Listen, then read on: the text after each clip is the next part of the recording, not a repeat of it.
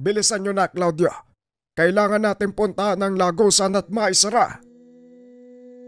Wika ni Padre Jenner. Sa wakas at nakita na din ang lagusan. Dito ko na magagamit ang huli kong alas. Tugon ni Claudio. Akmang aalis na sana ang mga ito nang biglang magpakita si Amatea sa totoong anyo. Pinadala ko ni Constantino upang tumulong. Wika ni Amatea. Kasunod nito ang paglitaw ng Atalante. Kung ganon, ano pa ang inaantay natin? Halina kayo! Sa kabilang banda, patuloy pa ring nakikipag-usap sina Constantino sa kalaban. Huwag mo sanang kalimutan na meron akong kakayahang tumawag ng mga nilalang. Yun ang isa sa mga naman ako sa aking ama. Wika ni Constantino. Napangiti naman si Lucifer. Kapangyarihan kung hindi dahil sa akin, hindi nyo mapapakinabangan. Tugon ni Lucifer. Bakit gusto mong kunin? Eto, ibabalik na namin sa'yo, kunin mo. Wika ni Constantino, ngunit napaatras si Lucifer. Sa kauna-unahang pagkakataon, nakaramdam ito ng takot sa isang nilalang nakawangis niya. Mag-antay ka dahil darating tayo dyan. Hindi lang ang kapangyarihan mo ang babawiin ko. Maging ang mundong ito ay idadamay ko na. Ako ang tagapagpadala ng liwanag. Ako ang hari ng impyerno. Kaya kung merong mang may karapatan sa mundong ito, walang iba kung hindi ako. Tugon ni Lucifer. Kaya ba kasangkapan mo ang simbahan para sa buktot mong gawain? Tugon ni Nimrod. Hindi ako nakipagkampiyan sa kanila. Sila mismo ang humiling ng tulong ko. At sino naman ako para tumanggi, hindi ba? Tugon ni Lucifer. Ayon pa dito, simula pa lang ay nakaplano na ang lahat. Kung paanong magwawakas ang sangkatauhan at kung sino ang maghahari sa kalupaan. Alam ko ang tungkol dyan. Itinuro sa amin ang aral ng katekismo, ang aral ng revelasyon. Hindi mo na kailangang ulit-ulitin sa amin yan. Ang sakit sa tenga. Wika ni Constantino. Bigla itong sinampal ni Lucifer. Hindi nakailag ang binata sa atake nito. Aray, at para saan naman yung sampal na yun? Masakit ha? Muling wika ni Constantino habang hinihimas ang muka. Nababagay lang sa iyo ang sampal na yan dahil wala kang respeto. Tugon ni Lucifer. Kung ganon, bakit mo ngayon ginagawa ang lahat ng ito? Ito ba ang totoo mong dahilan, Ama? Tanong ni Samael. Masama bang paminsan-minsan, dalawin ko naman ang aking kaharian dito sa lupa? Tanong ni Lucifer. Ibang klase ka din bumisita, no? Halos magunaw ang mundo. Wika ni Constantino. Mahabang panahon din akong hindi nakalabas ng impyerno. Nakakasawa na ang atungal ng mga kaluluwang pinaparusahan ko sa loob ng milyong taon. Napag-isip-isip ko, pumasyal ng ilang minuto sa mundong ibabaw. Pagpapaliwanag ni Lucifer. Ibang klase ka talaga. Tignan mo ang nangyari. Halos masira ang buong kapaligiran. Bumalik ka na sa pinanggalingan mo. Ha? Inuutusan mo ang tatay mo? Baliw ka ba? Hindi kita inuutusan. Sinasabi ko lang na wala ka ding magagawa kung hindi ang bumalik na lang. O hindi naman kaya, kakalad ka rin kapapasok ng impyerno. Ano ba talagang pinaglalaban nyo dito? Ang mabalik ako sa impyerno? Bakit nyo bang pilit na pinagtatanggol ang sangkatauhan na sinisira din naman ang mundong ginagalawan nyo? Tanong ni Lucifer. Lahat ng nangyayari sa mundo sang-ayon sa plano ng Amang Mailikha. Maniwala ka o hindi, maging ang pagtapon niya sa iyo sa kailaliman ng lupa kasama sa plano ng kaligtasan. Bawat nilalang sa mundong ito ay may kanya-kanyang obligasyon. Tugon ni Samael. Hindi mo na kailangang ipaalala sa akin yan, Samael. Simula pa lang, alam ko ang dahilan ng may likha. At hindi mo sinasagot ang katanungan ko. Ano ba ang pinaglalaban mo, Samael? Tanong ni Lucifer. Hindi ako ang dapat mong tanungin tungkol sa bagay na yan, kundi ang dalawa kong anak. Tugon ni Samael. Naupo si Lucifer sa tipak ng natumbang haligi. Ibinaling ang tingin sa kambal. Hindi ko na kailangan pang ulitin ang tanong ko. Sabihin niyo sa akin ang dahilan kung bakit kayo nakikipaglaban. Napangiti si Constantino. Naglakad papunta kay Lucifer habang pinaglalaroan ang asul na apoy sa kanyang kamay. Dalawang bagay ang nakikita kong dahilan kung bakit ginagawa ang bagay na to. Una, para panatiliin ang balanse ng masama at mabuti. Ikalawa, upang pigilan ang kampon mo na makatawid sa mundong ito at magkalat. Gaya ng gagawin ko sa iyo ngayon. Tugon ng binata sabay bato ng hawak na bolang apoy. Mabilis namang nakailag si Lucifer. Tumawa ito ng malakas. Ano bang klaseng dahilan ng meron ka? Bakit pilit ipinagtatanggol ang mga tao laban sa kasamaan? Sila mismo ang nagsasaglak sa kanilang sarili sa ganitong kalagayan. Sila mismo ang gumagawa ng paraan para mapabilang sila sa listahan ng impyerno. Wika ni Lucifer. Laking gulat nito dahil mula naman sa likuran. Lumitaw si Nimrod at sinubukan siyang igapos. Yan mismo ang dahilan kung bakit kami nakikipaglaban. Para ipakita sa tao kung gaano kasama ang magiging lagay nila sa impyerno. Wika ni Nimrod. Sabay hila ng hawak na kadena. Dahilan para humampas si Lucifer sa haligi. Sa kasamaang palad hindi man lang ito nagtamo ng anumang pinsala. Naaaliw ako sa mga kasagutan nyo. Napaghahalataan, wala kayong kamuwang-muwang sa mundong ito. Ito ay malaking palaruan ng mga celestial. Ang mga tao ay pawang laruan ng mga nilalang na gumawa sa kanila. Muling wika ni Lucifer. Hinawakan si Nimrod sa ulo at hinampas sa sahig. Matapos ay napunta ito sa kinaroroonan ni Constantino at muling nagsalita. At ang ginagawa nyo, nagbibigay aliw sa kanila. Yan ang masakit na katotohanan ng istorya ng paglikha. Sinuntok niya si Constantino. Tumalsik papunta sa kinaroroonan ni Nimrod.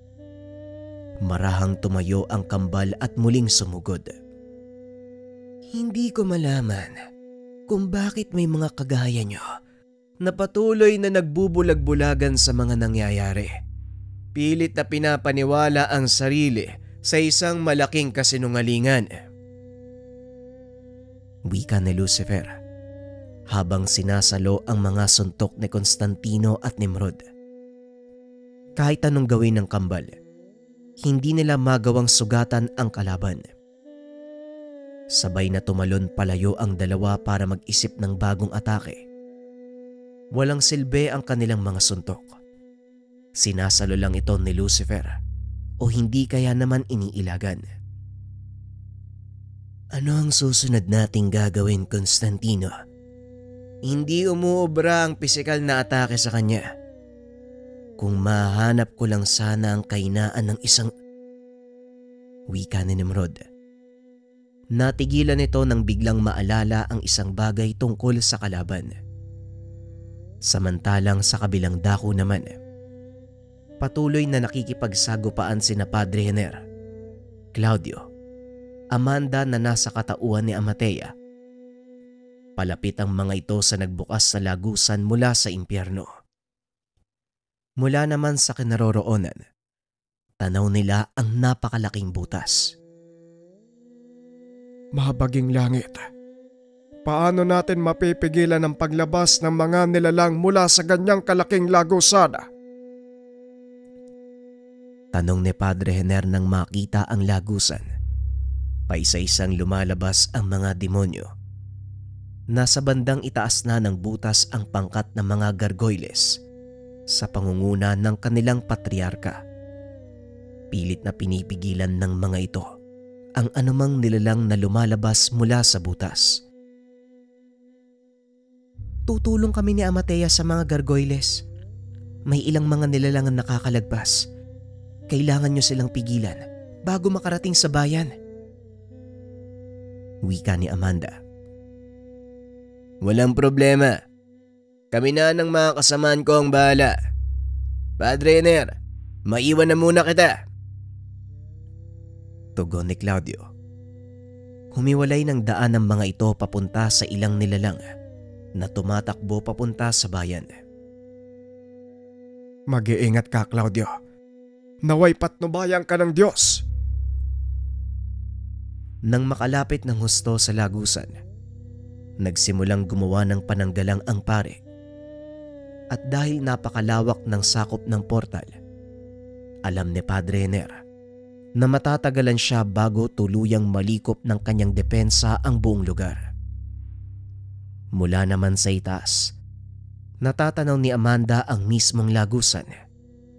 Dinig nito ang sigaw ng mga kaluluwang pilit kumakawala mula sa kanilang kulungan. Ang ilan sa mga kaluluwa, paulit-ulit na hinagupit ng latigo. Ang ilan naman ay pinaparusahan sa pamamagitan ng paulit-ulit na pagpaparamdam ng mga nagawang kasalanan sa lupa. Hindi lubos maisip ni Amanda na ganong karaming mga kaluluwa ang napupunta sa impyerno. At kung sakaling magtagumpay man si Lucifer, magiging ganon ang anyo ng mundong ginagalawan ng kanyang mga anak. Patnubayan nawa kayo ng may likha, Constantino. Nimrod, huwag niyong hayaang maging impyerno ang ibabaw ng mundo. Wika ni Amanda sa sarili. Ilang sandali pa ay tuluyan ng nasakop ng pananggalang ni Padre Jenner ang buong lagusan. Lumapag ang mga gargoyles. Nag-anyong tao. Pinaikutan ng mga ito ang portal.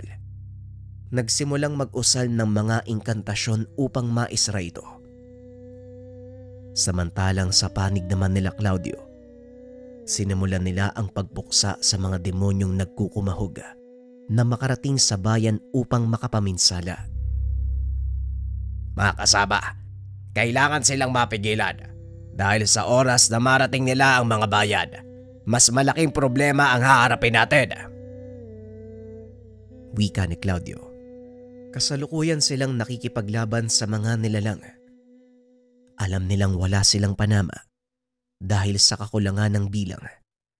Kaya naman napilitan na si Claudio na gamitin ang huli nitong sandata.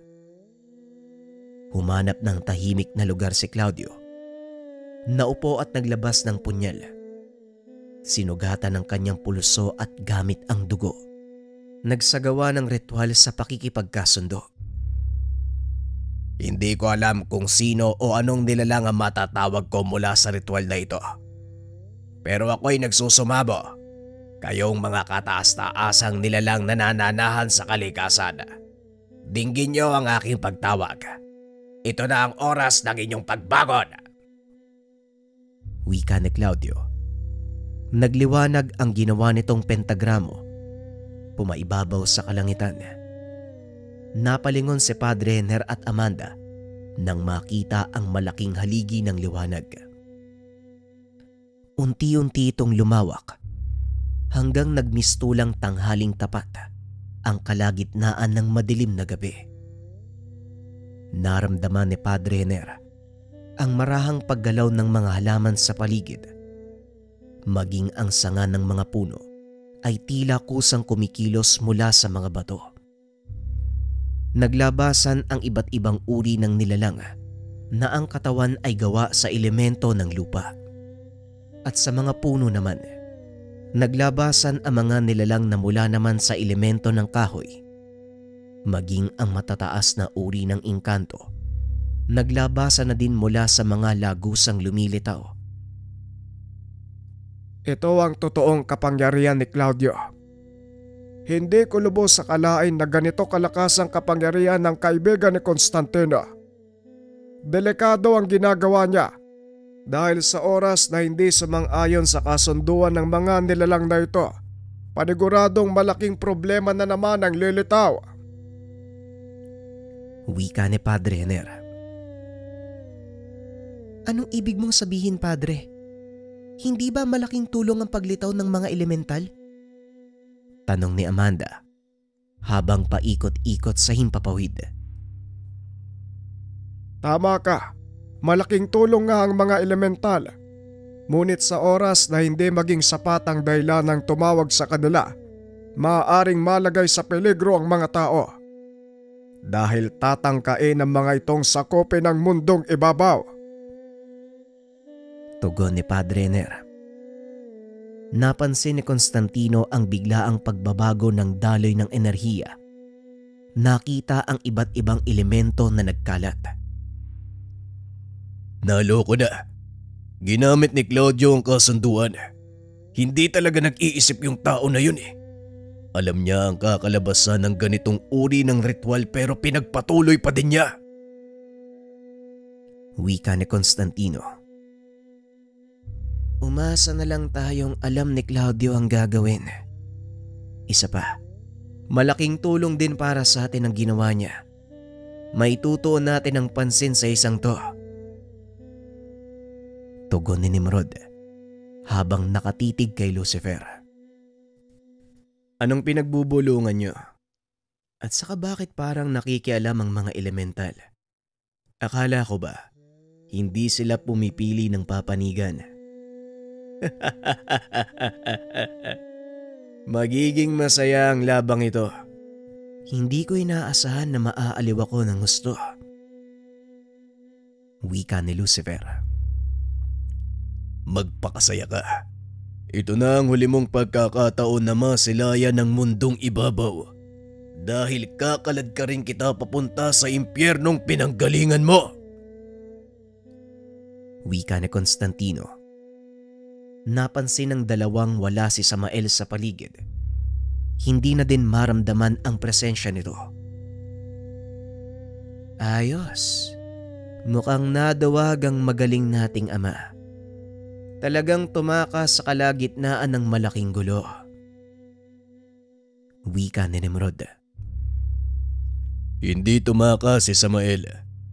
Mag-antay ka lang at huwag kang magpapalata. Dahil may binabalak ang isang yun at siguradong matutuwa ka. Tugon ni Constantino. Mukhang nagtitiwala ka na sa tatay natin. O sige, hintayin natin ang gagawin ni Samael. Sa ngayon, kailangan nating tumagal sa labang ito hanggang sa makabalik siya. Wika ni Nimrod. Sabay sugod sa kalaban. Sunod-sunod na pisikal na atake ang ginawa ng kambal. Nagsasalitan ang mga ito sa pagsuntok at pagsipa.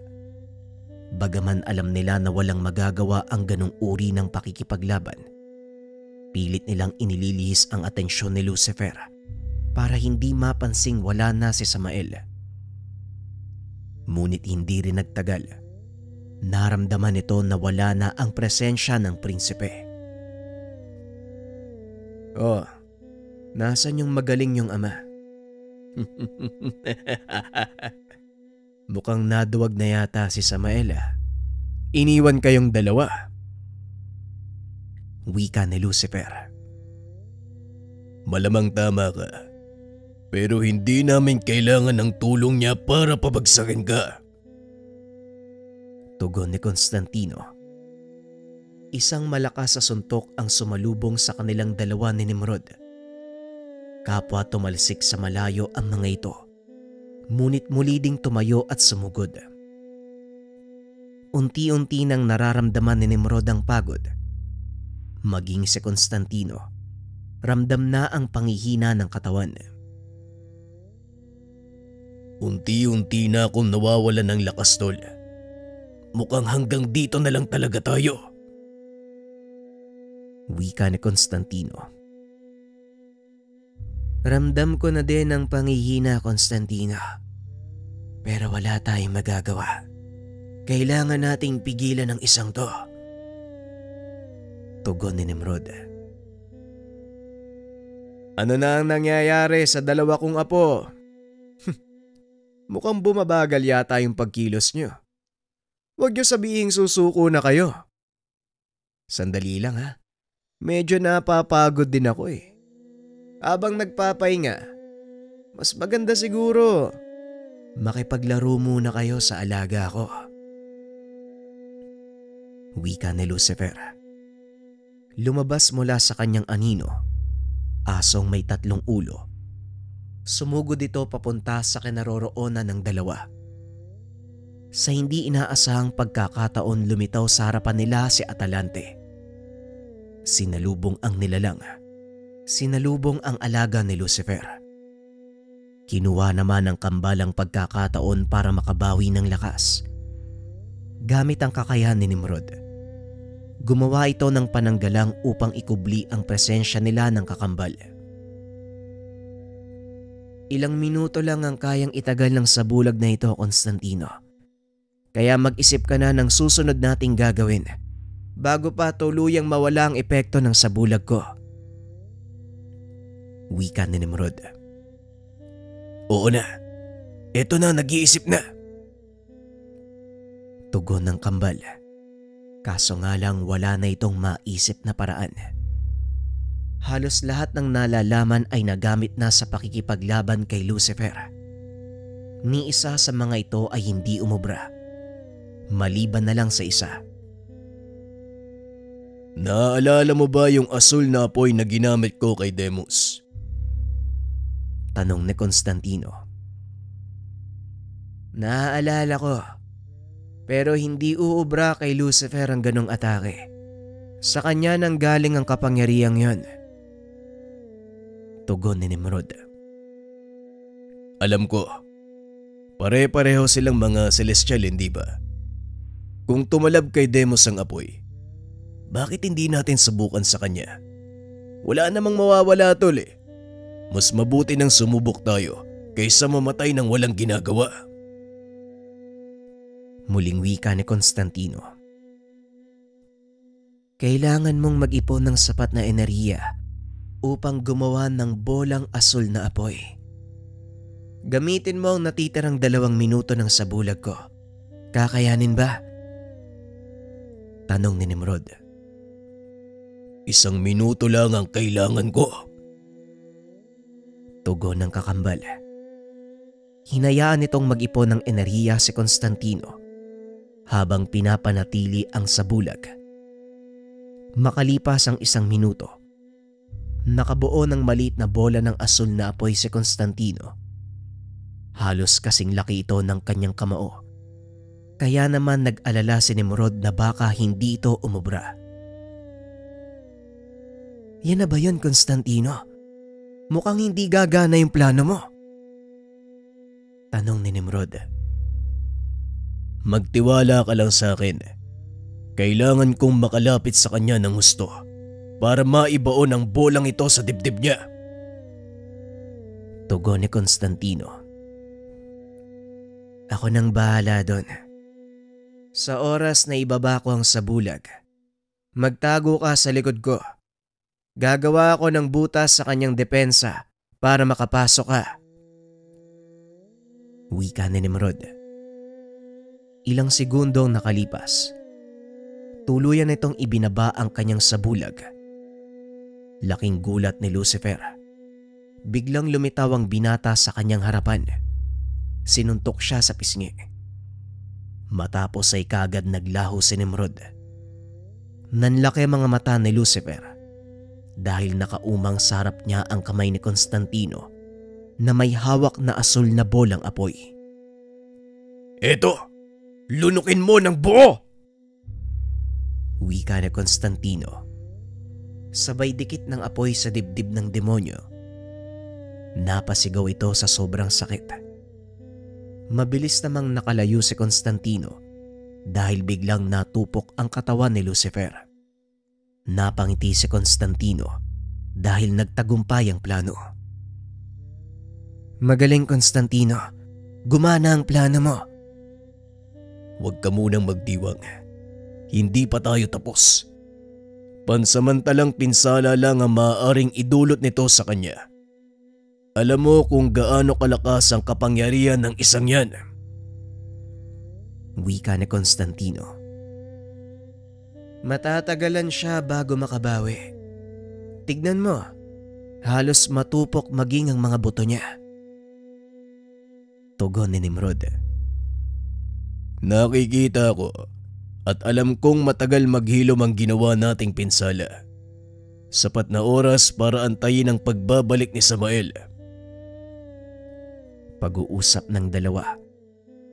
Naglaho na din ang alaga ni Lucifer. Kaya naman bumalik ang Atalante sa kinakatayuan ng dalawa para protektahan ang mga ito. Nimrod, makinig ka sa akin. Kahit anong mangyari, kailangan may isa sa ating makaligtas. Kaya sa oras na alam mong nasa panganib na ang buhay ko, umalis ka. Wika ni Constantino na ikinagulat naman ng kakambal. Ano bang sinasabi mo? Sabay tayong aalis sa lugar na ito. Walang maiiwan o tatakas. Tugon ni Nimrod. Ito ang katotohanan ng kasalukuyang sitwasyon, Nimrod. Maaaring hindi natin kayanin ang puwersa ni Lucifer. Kung pareho tayong mapapahamak, sino pa ang magpapatuloy ng laban? Pagpapaliwanag ni Constantino. Kaya nga kailangan nating makaligtas pareho. Dahil kung isa lang sa atin ang mabubuhay, wala ding silbi. Kung hindi natin kakayanin ng laban, umatras tayo. Ganon lang kasimple. Minsan, Constantino, hindi karawagan ang pag-atras. Gawain ito ng mga matatalinong mandirigma at hindi ng mga duwag. Tugon ni Nimrod. Para kang si Pops kung magsalita. Pag nakaligtas tayo dito, umiwas-iwas ka ng kakadikit sa matandang yun, ha? Napangiti na lang si Nimrod sa sinabi ng kapatid. Habang tinititigan si Constantino, nagbabalik tanaw ang binata sa lahat ng kanilang pinagdaanan. Hindi nito akalaing aabot sila sa ganong sitwasyon na maging ang hari ng impyerno makakaharap sa isang laban. Lumipas ang ilang minuto, unti-unting nabubuo ang katawan ni Lucifer. Nakabawi na din ng lakas ang kambal. Kaya naman naganda na ang mga ito sa susunod na atake. Sa kabilang dako, patuloy ang pakikipaglaban nila Amanda at ng mga gargoyles. Samantalang si Claudio naman, nakikipag-usap sa isang mataas na elemental. Mukhang nagkakagulo ang mundo niyong mga tao. Ano naman ang kinalaman ng mga diwata sa kaguluwang ito? Tanong ng elemento. Isa itong maharlikang diwata. Nakatayo sa likod nito ang 4 na malaking nilalang. Una sa lahat, nagpapasalamat ako sa pagpapaunlak nyo sa aking pagtawag kabahalan. Ganon din sa inyong mga hari ng 4 na teritoryo sa kabilang dimensyon. Tama kayo. Nasa malaking kaguluhan ng mundong ito. Yon ay dahil sa paglabas ng hari ng impyerno mula sa kailaliman. Sa oras na masakop niya ang sanlibutan, maging ang mundong ginagalawan nyo ay maaaring madamay. Masisira ang balanse ng pareho nating mundo. Wika ni Claudio. Kayong mga tao ang may gawa ng gulong ito. Bakit kailangan yung idamay ang mga nananahimik na engkanto? Tanong ng hari ng kanluran. Alam ko, mahal na hari ng kanluran. Kasalanan ito ng mga kalahi kong tao na walang hinangad kung hindi ang magkamit ng kapangyarihan. Kaya nagsusumamo ako sa inyong lahat. Tulungan nyo kami! Pakiusap ni Claudio. Ano naman ang mapapala namin sa pagtulong sa inyo? Una sa lahat, pwede naming ihiwalay ang aming daigdig sa inyong mga tao. Ikalawa, ayaw naming madamay sa gulong ginawa niyo. Wika ng hari ng silangan. Kung tutulong kami, Anong mapapala namin dito? Tanong ng hari ng katimugan. tama ang hari ng timog. Ano ang mapapala namin dito? Gayong kaya naming ihiwalay ang aming mundo sa inyo. Tugon ng hari ng hilaga. Mga kamaalad, mawalang galang sa inyong mga kataas-taasang pinuno. Pero maaari ko bang ipaalala ang isang kaganapan? Tanong ni Claudio. Magsalita ka. Nang mga panahong nagkaroon ng kaguluhan sa inyong mundo, tumulong ang mga tao, tama ba ako? Ngayon ang katanungan ko.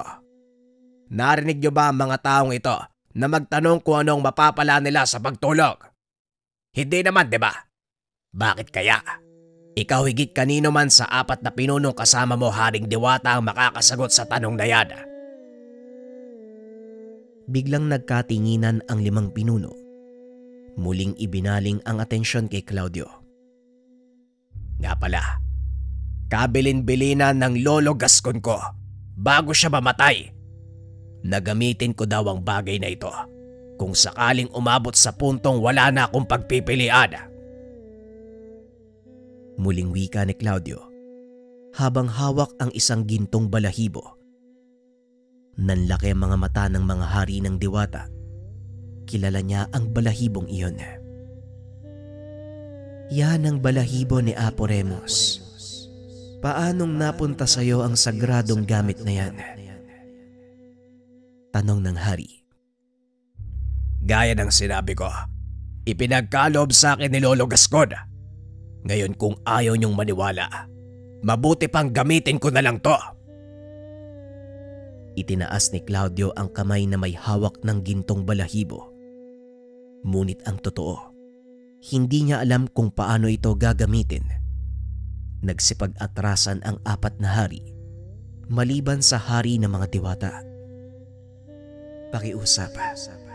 Huwag mong tatawagin si Apo Remus. Paniguradong mananagot kami sa kanya. Sige, pumapayag na kaming tulungan ka. Napangiti si Claudio. Naglabas ng punyal at sinugatan ang kanyang palad. Ipinakita sa 4 na hari. Isa-isa din nagsipagsunuran ang mga ito bilang tanda ng pakikiisa sa laban. Madali naman pala kayong kausap eh. Pero salamat, Haring Diwata. Pangako, hindi nyo pagsisisihan ng inyong naging pasya. Wika ni Claudio.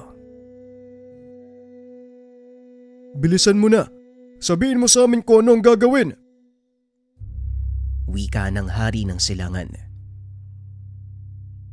Kayong mga sentor ang magsisilbing paunang harag. Ang mga tikbalang naman ang siyang magiging suporta mula sa atake sa iyong papawid. Ang mga bungis-ngis ang siyang susugod sa mga kalaban. At ikaw naman, Haring Balaw, ang siyang magiging katuwang ko sa pagpuksa ng mga matataas na uri ng demonyong lalabas sa portal. Paano kaming mga diwata? Ano ang gagawin namin? Kailangan ko ang kakaibang kakayahan nyo sa panggagamot. Pumunta kayo sa dakong iyon. May makikita kayong kambal na nakikipaglaban sa isang malakas na demonyo.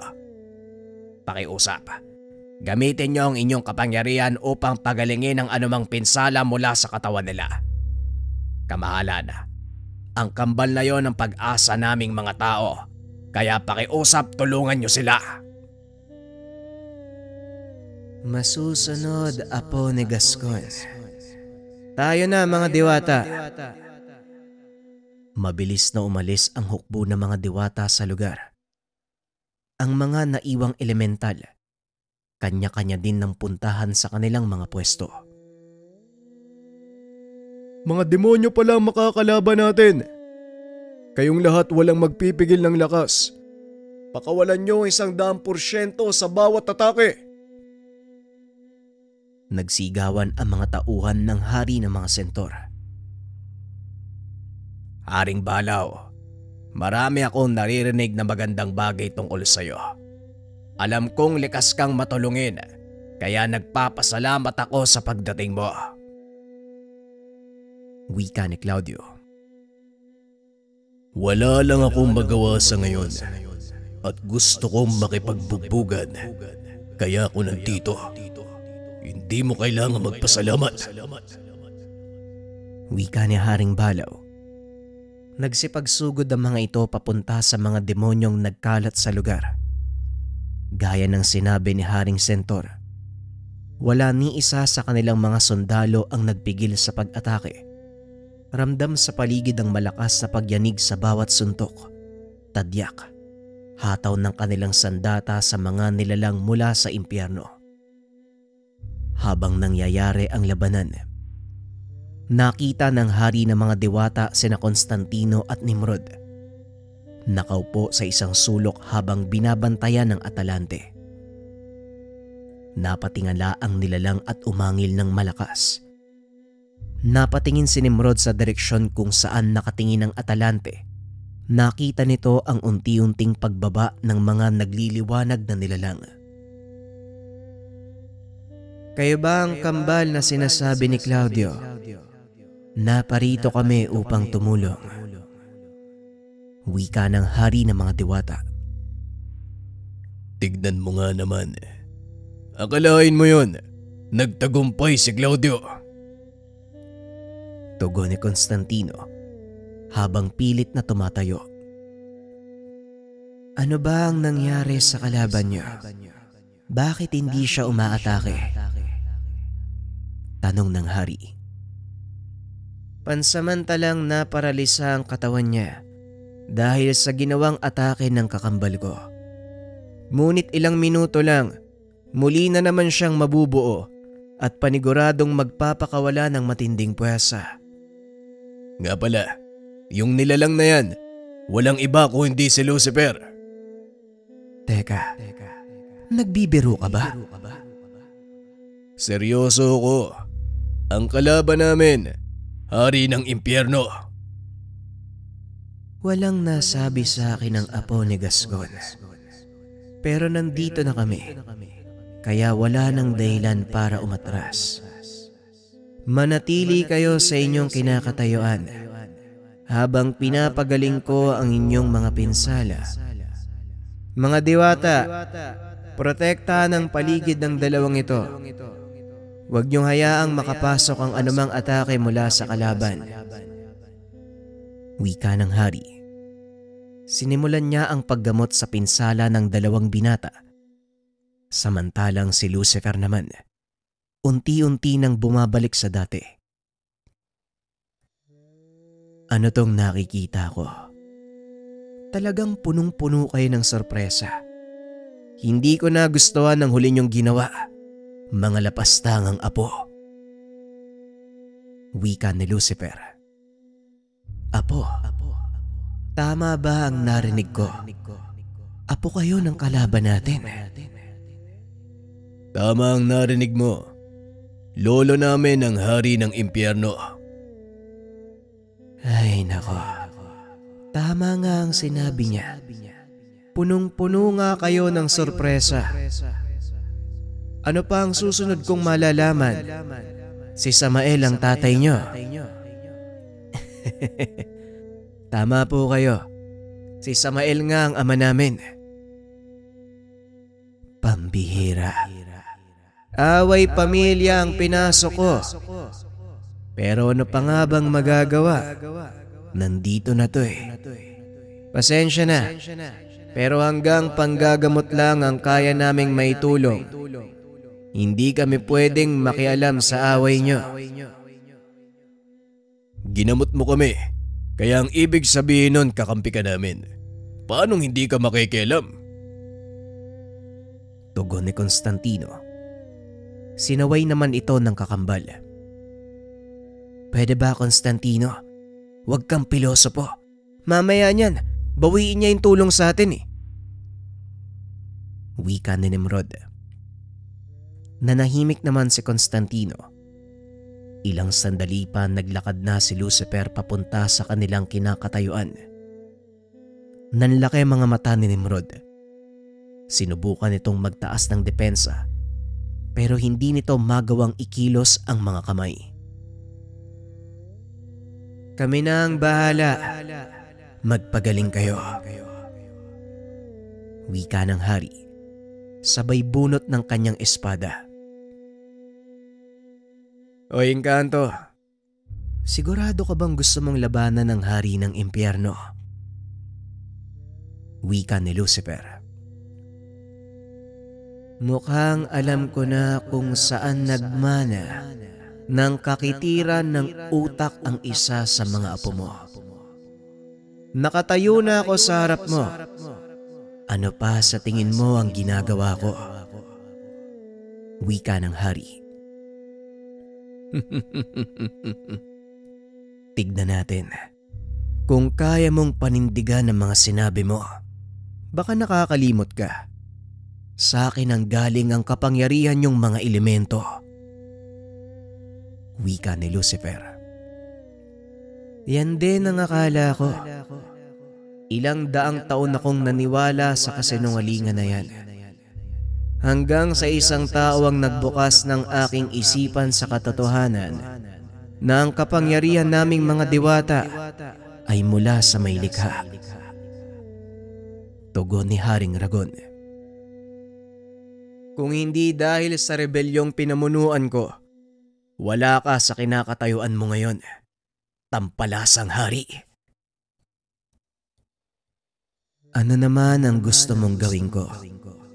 Tanawing utang na loob ang buong pagkatao ko sa rebelyong iyon. Pasensya na, hindi ko siya ideolohiya. Tugon ng hari at tinaas ang kanyang espada. Bagyang napatras si Lucifer dahil ang sandatang iyon ay isang uri ng celestial na talim. Sandata ng mga anghel na binigyan ng amnestiya ng may likha at naging tagapangalaga ng balanse ng mundo. Sa oras na masugatan nito ang isang nilalang mula sa kalangitan, hindi na maaaring maghilom ang sugat. Sa makatuwid, ito lang ang tanging sandata na makakapatay sa kanila. Paano mong napanatili ang sandatang yan sa iyong pangangalaga? Hindi ba binawi ito ng may likha noong pinatapon kayo sa lupa? Tanong ni Lucifer. Sa pagkakataong iyon si Nimrod ang sumagot. Ang espadang hawak ng hari ng mga diwata, isa lang sa mga banal na sandata na ipinagkatiwala ng may likha sa mga elemento. Hindi ako makapaniwala na wala kang alam sa ganitong bagay, Lolo. Wika ng binata habang pinapatunog ang kanyang kamao. Maayos na ba ang pakiramdam mo, binatang demonyo? Tanong ng hari. Opo, kamahalan. Maayos na at salamat sa tulong niyo. Tugon ni Nimrod. Kung ganon, inihahabilin ko na sa inyo ang labang ito. Gamitin mo ang sandata ko. Ikararangal ng aking angkan na gamitin mo ito laban sa kasamaan. Wika ng hari habang inaabot kay Nimrod ang espada. Sa palagay ko, hindi ako ang dapat tumawak ng sandatang yan kung hindi ang kakambal ko. Tugon ng binata habang nakatingin kay Constantino. Itinarak ng hari ang espada sa lupa at nagsalita. Kung ganon, kunin mo ang espada, binata. Tapos na ang katungkulan naming mga diwata. Nasa kamay nyo ang magiging kapalaran ng sangkatauhan. Wika ng hari. Mukhang naduwag ang hari ng mga diwata. Mabuti na ang ganito. Walang makikialam sa pagdidisiplina ko sa inyo. Naglakad ito papunta sa kinakatayuan nila Constantino, na noon ay walang pakialam sa kanyang mga sinasabi. Sa palagay mo, Nimrod, dadamputin ko pa yung espada? Ibinigay sa atin to eh. Wala naman sigurong masama. Ewan ko lang ha. Pero nagdadalawang isip ako, tol eh. Bilisan mo nang magdesisyon. Andyan na siya oh. Hayaan mo lang yan dyan. Nag-iisip ako eh. Tol, ano ba? Bilisan mo na. Nag-iisip nga. Huwag mo akong kulitin. Tol, nandito na si Lucifer. Dahil sa pangungulit ng kakambal, hinawakan ni Constantino ang espada. Bigla itong binunot. Kasabay nito ang pagpapakawala ng malakas na bugso ng enerhiya. Labis namang ikinagulat ni Lucifer. Tumalsik ito sa malayo at tumama sa malaking bato. Mga walang ya kayo. Talagang sinusubukan nyo ang pasensya ko. Wika nito sabay takbo papunta sa direksyon ng kambal. Dali-dali namang nanakbo si Nimrod. Naiwang nakatitig sa espada ang kakambal. Nagtataka si Constantino dahil napakagaan nito, na halos hindi niya maramdaman sa mga kamayang sandata. Papasagod na ng mga sandaling iyon si Lucifer. Akmang susuntukin na nito ang binata nang biglang iwasiwas ni Constantino ang espada. Nagip ng talimangka ng braso ni Lucifer, dahilan para tuluyan itong maputol. Napatingin sa kanya si Constantino. Nagulat dahil sa nangyari. Hindi nito namalayan ang presensya ni Lucifer. Oh, anong nangyari sa'yo? Susugod ka pala. Wika ni Constantino. Sa palagay mo ba laro lang ang lahat ng ito? Hindi ka nagseseryoso. Humanda ka dahil hindi na ako magpipigil pa. Kayo ang nagdala nito sa mundo nyo. Kayo nang walang kwenta mong magulang. Tugon ni Lucifer. Unti-unti itong nagbago ng anyo hanggang sa lumantad ang totoong itsura. Isang demonyong may itim na balat. May itim na pakpakang nilalang na tumambad sa binata. Napatras si Constantino. Unti-unting lumalaki si Lucifer hanggang sa mapatingala na lang si Constantino. Umalis ka na dyan. Bilisan mo! Wika ni Nimrod. Ngunit huli na ang lahat. Inapakan na ito ng kalaban. Nanlumo si Nimrod. Inakala nitong nadurog na ang kakambal. Ngunit biglang napasigaw si Lucifer at inangat ang paa. Nakita ang espadang nakatarak sa kanyang talampakan. Kung sa tingin mo hindi ako nagseseryoso, mali ka. Ganito kami makipaglaban. Lalo na kung alam naming kaya naming talunin ang kalaban. Wika ni Constantino. Nakahinga ng maluwag si Nimrod nang malamang maayos ang kalagayan ng kakambal.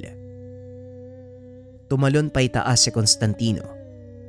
Inundayan ng sunod-sunod na taga ang kalaban. Napatras si Lucifer dahil sa mga sugat na dulot ng espada. Tuloy-tuloy ang ginagawang pag-atake ni Constantino hanggang sa bumagsak sa lupa si Lucifer. Hindi rin ito nagtagal sa anyong higante dahil na rin sa natamong pinsala. Habang nakahiga, itinutok ni Constantino ang espada sa leeg ni Lucifer. Pasensya na, pero hanggang dito na lang ang buhay mo. Tuluyan kang mamamaalam sa mundo at sa kaharian mo. Sa wakas makakalaya na ang mga kaluluwang pinarusahan mo sa impyerno. Wika ni Constantino sabay angat ng espada upang pugutan ng ulo si Lucifer. Laking gulat ng binata. May biglang sumalon ng kanyang mga kamay. Wag, Constantino. Hindi mo siya pwedeng patayin. Wika ni Samael. Huwag mo sabihing naaawa ka sa demonyong ito. Tanong ni Constantino. Hindi sa ganon. May mga bagay na kailangang isaalang-alang. Kailangan maintindihan mo ang lahat. Bitawan mo ang espada. Wika ni Samael. Dahan-dahang binitawan ng binata ang espada. Napatingin ito sa paligid. Anong ginagawa ng mga anghel na yan dito? Tanong ni Constantino habang nakatingin sa 6 na anghel na nakapalibot sa kanila. Ito ang dahilan kung bakit ako biglang nawala. Humiling ako ng tulong mula sa tagapaglikha. Ipinadala niya ang 6 na hukom ng sanlibutan. Sila na ang bahala kay Lucifer. Tugon ni Samael. Pinaliwanag din ito sa binata kung bakit hindi niya maaaring patayin si Lucifer. Ayon kay Samael, hindi maaaring mawala ang hari ng mga impyerno dahil mawawalan ng mamumuno ang nilalang na nakatira dito. At kapag nangyari yun, mawawala ang kaayusan at balanse ng mundo. Maaaring mailigtas nila ang mundo sa kapahamakan ngayong araw. Ngunit ang epekto nito, maaaring magtagal ng mahabang panahon. Sa oras na mawala si Lucifer, magiging impyerno ang ibabaw ng lupa dahil paghaharian ito ng mga demonyo. Si Lucifer ang tagapangalaga ng kailaliman. Sa ayaw at sa gusto nyo, bahagi siya ng perpektong plano ng Diyos sa mundo. Wika ni Samael. Tama si tatay. Ngayon ko lang napagtanto ang lahat, Constantino. Sa oras na patayin natin si Lucifer, sino ang magpapanatili ng kaayusan sa impyerno? At hindi lang yun. Lahat ng mga kaluluwang napaparusahan doon, magkakaroon ng kalayaang bumalik sa mundo ng mga nabubuhay. Maniwala ka sa akin. Yun ang katapusan ng mundo kung sakali. Tugon ni Nimrod. Ang ibig yung sabihin, pinaglalaroan lang tayo dito. Anong klaseng kalokohan to? Tignan nyo ang kapaligiran. Marami nang namatay at nagbuwis ng buhay dahil lang sa ano? Tanong ni Constantino. Nakakalungkot mang isipin pero tama ka, Constantino. Maging ang hari ng mga demonyo, nagawang linlangin ng kung sino mang may pasimuno ng lahat ng ito. Huwag kang mag-alala dahil anumang oras, magpapakita na ang taong tinutukoy ko. Wika ni Samael. Ano pang tinutunganga ng 6 na anghel na yan? Sila ang magdadala kay Lucifer pabalik sa impyerno dahil yun naman ang nararapat.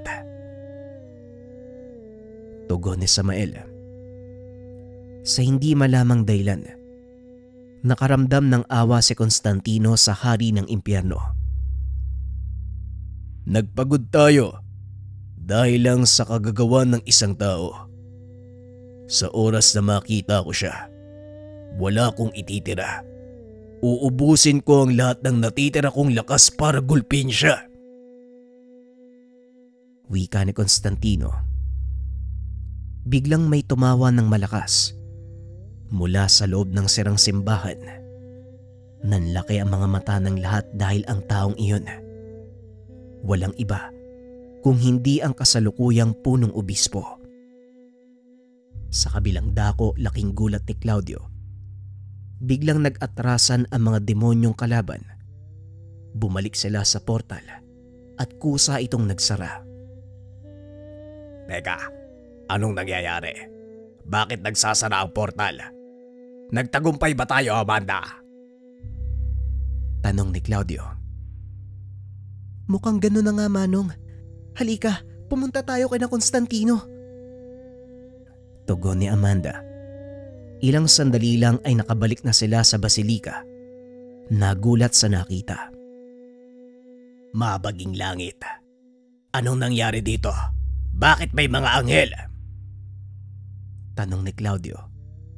Hindi ito makapaniwala dahil sa kauna-unahang pagkakataon, nakakita ito ng anghel.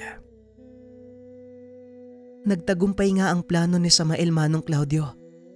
Pero nung ginagawa ng punong obispo? Tanong ni Amanda. Muling nagbalik ang mga alaala ng panahong pinatawan siya ng kamatayan. Napatunayan ko na ngayon na may kainaan pala maging ang hari ng demonyo. Ikaw batang eksorsista, ibigay mo sa akin ang espada. Kailangan mong isuko ang sandatang yan dahil pagmamay-ari ito ng simbahan. Wika ng punong obispo. Bulag ka ba? Kita mong hawak ko eh. Tapos sasabihin mo pagmamay-ari ng simbahan. Tugon ni Constantino. Hindi ko na uulitin pa ang sasabihin ko. Pagsisisihan mo kapag hindi mo isinuko ang sandatang yan. Napapaligiran kayo ng mga paladino. Kaya kung ayaw niyong mapahamak, sundin niyo ang sinasabi ko. Muling wika ng punong obispo. Hindi ko na din uulitin ang sinabi ko. Hindi mangyayari ang gusto mo kung talagang desidido kayong kunin sa akin ang espada. Subukan nyo! Wika ni Constantino. Ang pagsuway sa aking kautusan, direktang pagdedeklara ng digmaan laban sa simbahan. Humanda ka dahil sa ayaw at sa gusto mo'y kukunin ko ang sandatang yan. Muling wika ng punong obispo. Umira lang katigasan ng ulo ni Constantino. Pagdedeklara ng digmaan laban sa simbahan. Wala akong pake. Isa pa, kung sa tingin mo natatakot ako sa mga sinasabi mo, nagkakamali ka. Nakalimutan mo yata kung sino ang kausap mo. Wika ni Constantino. Muling nagliyab ang asul na apoy sa ulo at buntot ng binata. Dito na nakaramdam ng takot ang obispo. Akmang tatakbo na sana ito palayo nang bigla siyang harangin ni Nimrod. Hindi ka na makakaalis pa sa lugar na ito. At ang mga sinasabi mong paladino, pasensya na. Mga kaibigan namin silang naniniwala.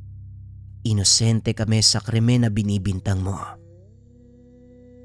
Wika ni Nimrod. Pasensyahan tayo dahil naipangako ko na sa sarili ko. Uubusin ko ang natitira kong lakas para gulpihin ka.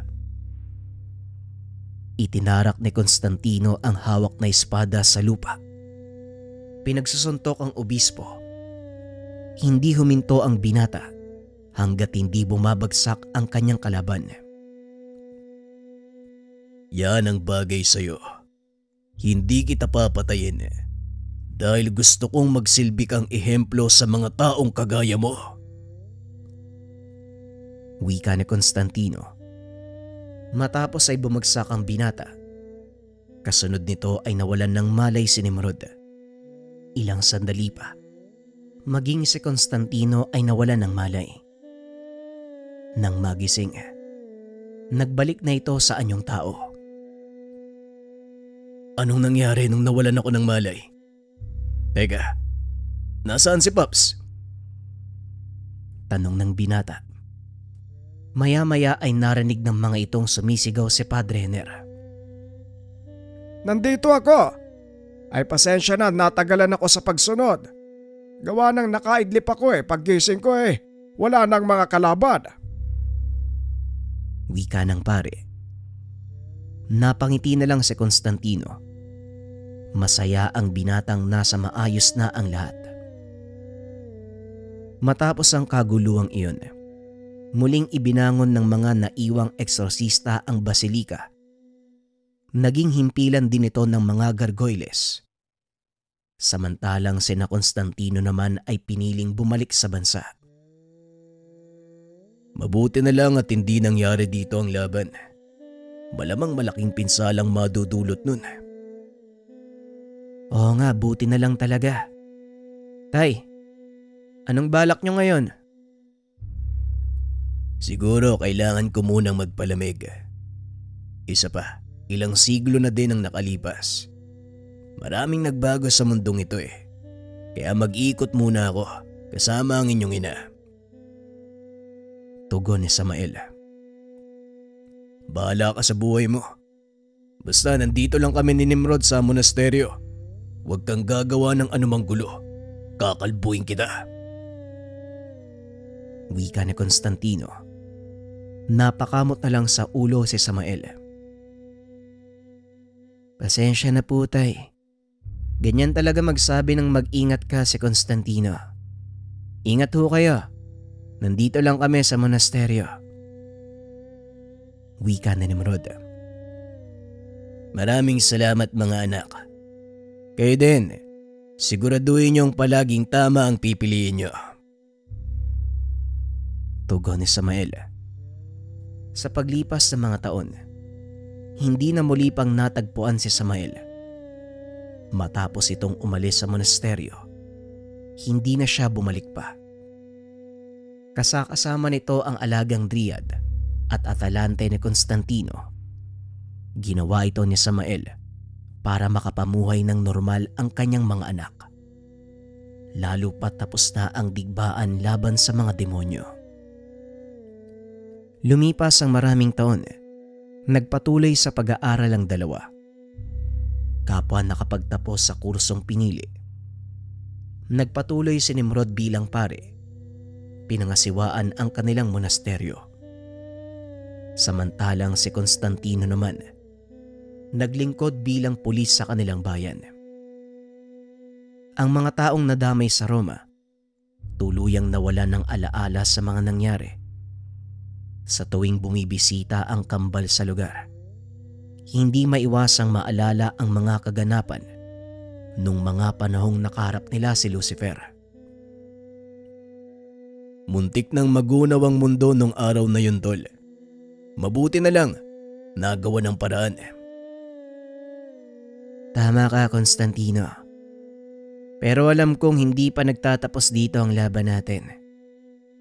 Kaya nga ako naging pare, dahil alam kong nagkalat pa ang kasamaan sa paligid. Yan din ang nasa isip ko. Kaya nga hindi ko sinuko ang espada ng hari ng mga dewata. Nagpagawa ako ng replika para hindi mahalata. Puro ka talaga kalokohan. Tara, kumain na nga muna tayo. Ikaw ang manlibre ha. Wala akong pere. Alam mo naman ang buhay monasteryo. Pag-uusap ng kambal. Para sa kanila, may tuturing na magandang alaala ang mga naganap. Dahil dito namulat ang kanilang isipan sa katotohanan ng mundo. Walang masama, walang mabuti. Nasa tao ang desisyon kung ano ang pipiliin. Binigyan tayo ng isip ng Diyos at kalayaang magpasya. Simula pa lang nang ilatag niya sa atin ang dakilang plano ng kaligtasan. Naway nagustuhan ninyo ang kwento ng anak ng demonyo. Maraming salamat sa pakikinig ng ating kwento, mga kabayan. Huwag kayong mag-alala dahil may mga sunod pa tayong kwento dito sa channel. At dahil last episode na ito, Sana mag-comment kayo kung anong masasabi nyo sa kwento ni Constantino. Maraming salamat.